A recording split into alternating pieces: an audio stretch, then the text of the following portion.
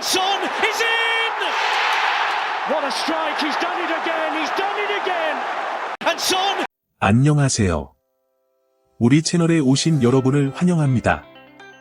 함께 흥미로운 뉴스를 탐험해 봅시다. 채널 구독하고 알림을 켜두시면 최신 업데이트를 놓치지 않습니다.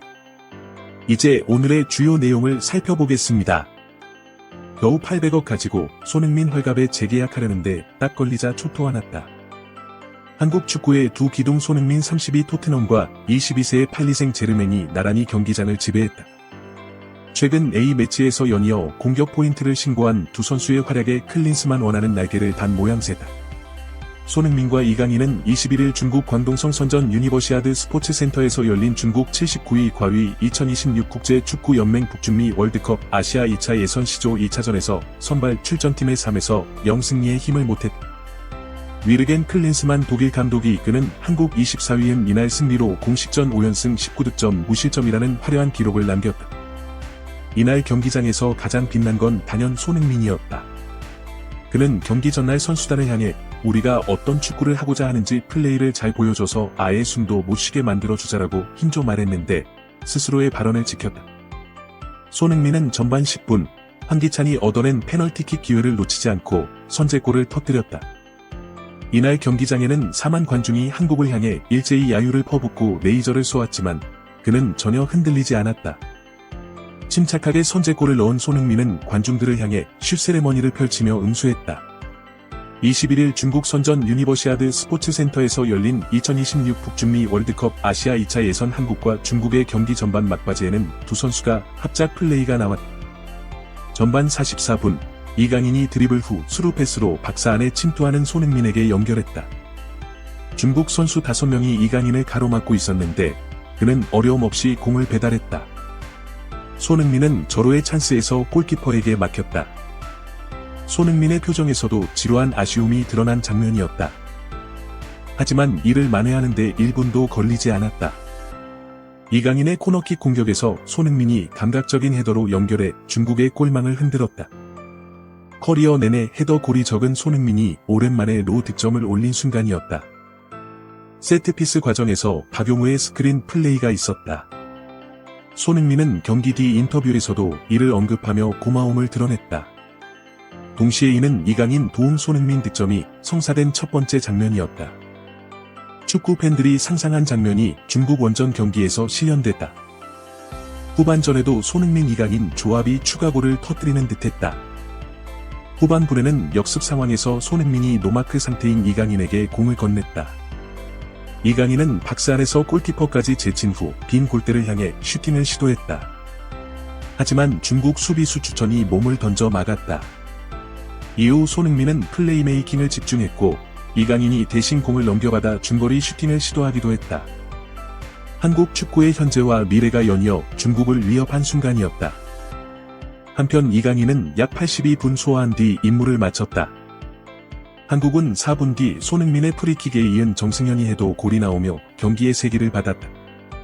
이날 손흥민은 2골, 1도움, 이강인은 1도움을 기록했다. 최근 대표팀에서 이들이 보여주는 활약을 되짚어보면 더욱 빼어나다. 먼저 손흥민은 이날을 포함한 A매치 3경기 연속 득점에 성공했다. 해당 기간 4골과 2도움을 올렸다. 지난 2010년에 이 매치 데뷔전을 치른 그가 3경기 연속 득점에서 성공한 건 이번이 처음이다. 손흥민은 어느덧 메이 매치 41호 골 고지를 점령, 2위 황선홍 50골 올림픽 대표팀 감독과의 격차를 한 자릿수로 좁혔다. 이어 이강인은 지난달 티니지전 멀티골을 시작으로 4경기 연속 공격 포인트를 올렸다. 해당 기간 기록은 무려 4골 3도에 달한다. 두 선수는 한국 축구의 현재와 미래라고 평가받는다. 아직 이강인의 전성기가 오기 전이지만 유럽 빅클럽에서 활약하고 있는 두 선수가 꾸준히 공격 포인트를 쌓으며 한국 축구를 견인하고 있는 모양새다. 그리고 고대하던 합작 골도 터졌다. 다가오는 2023 아시아 축구 연맹 카타르 아시안컵 대회에 대한 기대감이 커지는 이유다. 이 토트넘 충격 결정, 6천만 파운드 사나이 실패, 오른쪽 화살표 수비 핵심 스와드 카드 활용 전망. 토트넘이 공격수 보강을 위해 핵심 수비수를 수확될 카드로 활용할 수 있다는 전망이 나왔다. 영국 언론 더선은 21일 이하 한국 시각 엔젤 포스테코글루 토트넘 감독은 핵심 공격수를 영입하기 위해 필사적이다 비를 눈여겨보고 있다. 크리스티안 로메로를 충격 수확될 카드로 제안할 수 있다고 보도했다.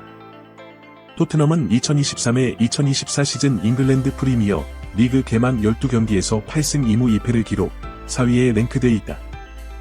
포스테코글루 감독은 전진을 위해 새 공격수 영입을 희망한다. 더선은 포스테코글루 감독은 6천만 파운드 사나이 히샬리송에 활용하는 데 실패했다. 그에게는 몇 가지 선택지가 있다. 포스테코글루 감독은 하피냐를 눈여겨보고 있다.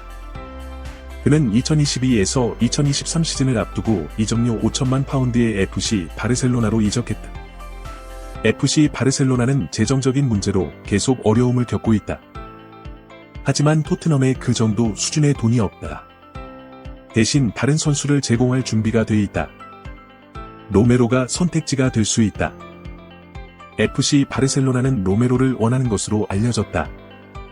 다만 토트넘은 로메로 대신 다른 선수를 제안할 수 있다. 지오바니 로셀소가 대체자가 될 수도 있다고 했다.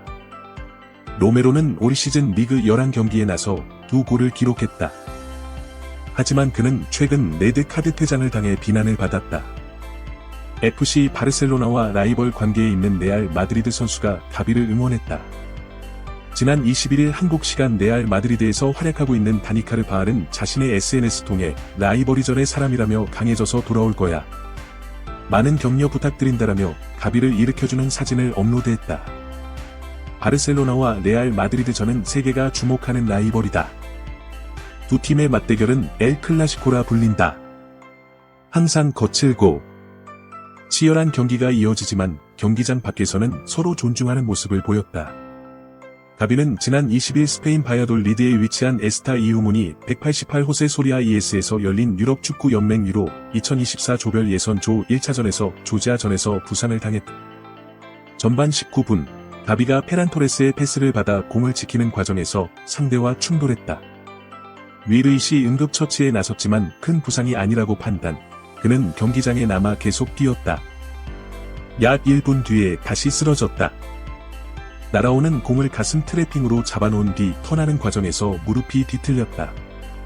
큰 고통을 호소하던 가비는 결국 경기장에서 나갔다. 경기 후 스페인 라푸엔테 감독은 내 인생에서 경험한 가장 씁쓸하고 힘든 승리다. 선수에게 매우 어렵고 힘든 시기다. 우리는 황폐해졌다라고 이야기했다. 상태가 좋지 않았다. 바르셀로나는 20일 공식 홈페이지를 통해 메디컬 테스트 결과 오른쪽 무릎 전방 십자인대 완전 파열, 반월상 연골 부상 소견을 달하고 밝혔다. 엄청난 악재다. 가비는 아직 2004년생에 불과하다. 한창 성장해야 할 선수가 선수 경력을 좌우할 수 있는 큰 부상을 입었다. 소속팀 바르셀로나도 비상이다. 가비는 이미 바르셀로나의 핵심 중 핵심이다. 뛰어난 축구 지능과 기술로 중원을 휘젓는다. 2021년 성인팀 콜업 이후 꾸준히 성장했다.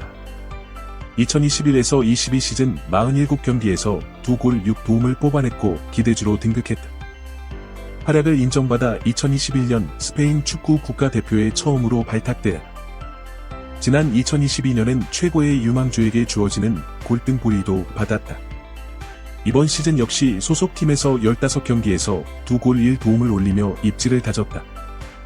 그런데 예상치 못한 부상이 발목을 잡았다. 라이벌 위 부상을 접한 레알 마드리드 수비수 카르바알이가 응원의 메시지를 전달했다.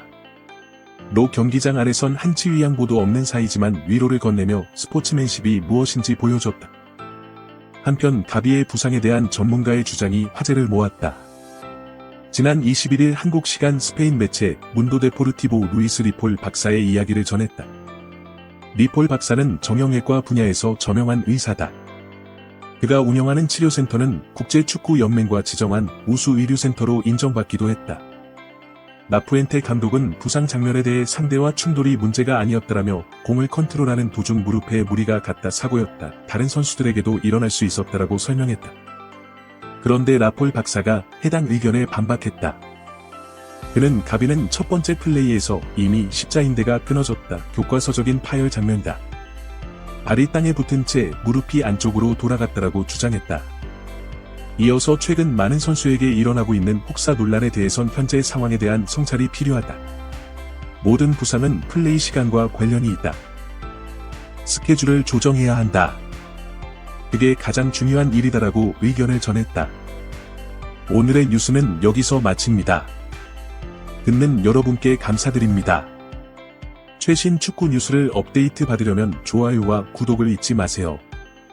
다음에 만나요. 잘 가.